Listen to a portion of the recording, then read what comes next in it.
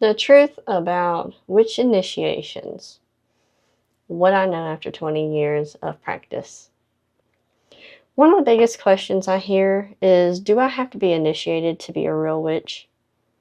The short answer is no. The longer answer is much more interesting.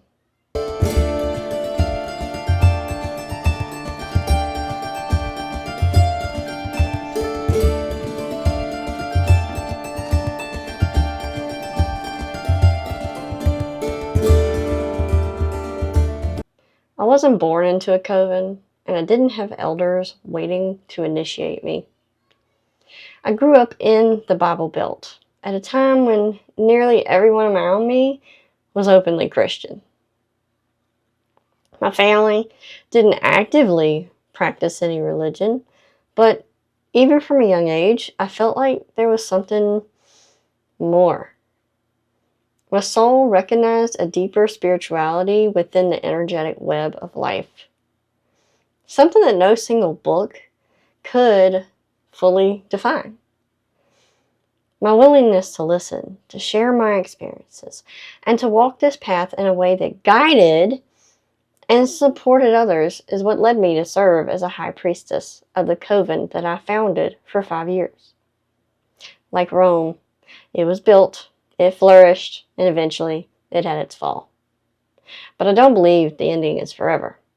Someday, I hope we'll gather again, and community will flourish once more. So let's answer the questions. Do witches need an initiation? One thing that's important to understand is there is no one universal view of initiation across witchcraft. The significance of initiation depends on the tradition. Some consider it essential, while others see it as optional or even symbolic. Lineage-based traditions, such as Gardnerian and Alexandrian Wicca, initiation is required because it is formally welcoming somebody into that tradition, its teachings, and its lineage. Solitary and eclectic practice. Initiation is often a personal choice.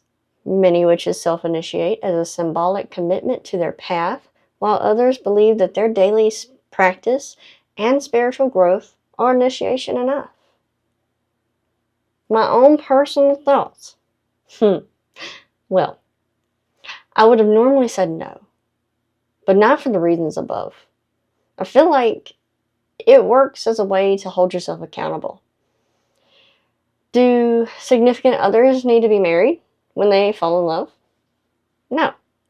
However, it's just something energetically important about connecting oneself with another being as a whole energy of two halves.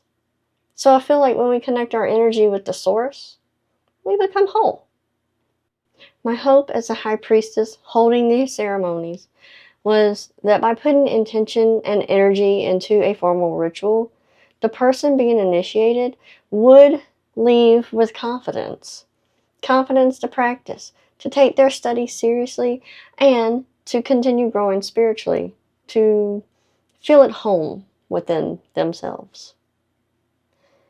I've always thought of it kind of like a baptism. Not because they're the same ritual, because they're not, but because both can represent a fresh start.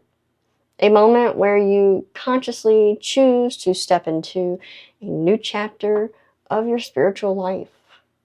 Can you initiate yourself? Absolutely. In fact, many solitary witches choose to. The ceremony doesn't have to be elaborate. The important part is making a conscious commitment to your path. Remember, there is no mandate here. If you want to and feel called to, then absolutely go for it. But again, it's not going to make you less magical or less of a witch if you don't. So how can I self-initiate? That's the other question. A candle dedication, simple and accessible. Light a candle, speak your intentions aloud, and make a promise to yourself about the kind of practitioner that you want to become. Blow out the candle as a symbol of carrying that light with you. nature initiation. Go to a place where you feel deeply connected to nature. The woods, river, mountains, or your own backyard. Place your hands on the earth. Acknowledge your commitment to the path. And spend time in quiet reflection before offering gratitude to the land. Another one would be a ritual bath or a water blessing. Those are nice too. Take a cleansing bath or pour water over your hands or head with intention. As you do, release the version of yourself that was searching and step forward into the version of you that has consciously chosen this path. Remember, initiation isn't about impressing anybody.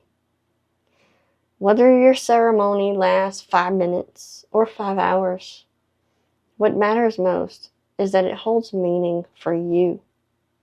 My first initiation was going through my dedication for my year and a day study with a formal Facebook study group. And it followed the Gardnerian tradition. If you're new here, welcome. I'm Hazel, a wife, a mom of 6 wildlings, a sovereign health advocate, and author of The Practical Witch Guide.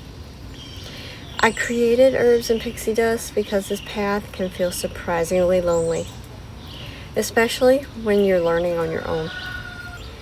My goal has always been to create a place where we can learn, grow, ask questions, and build a community together.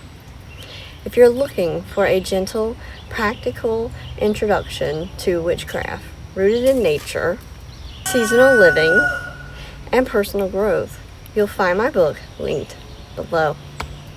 Alright, let's get into today's video. I lit a candle, and I just said I dedicated my year and a day to my spiritual growth and blew out the candle. That was literally it.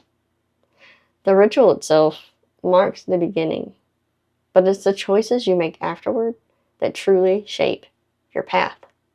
I would like for you to tell me in the comments, do you have an initiation planned, or have you done one? What are your thoughts on initiations? I'd love to know. Comment below.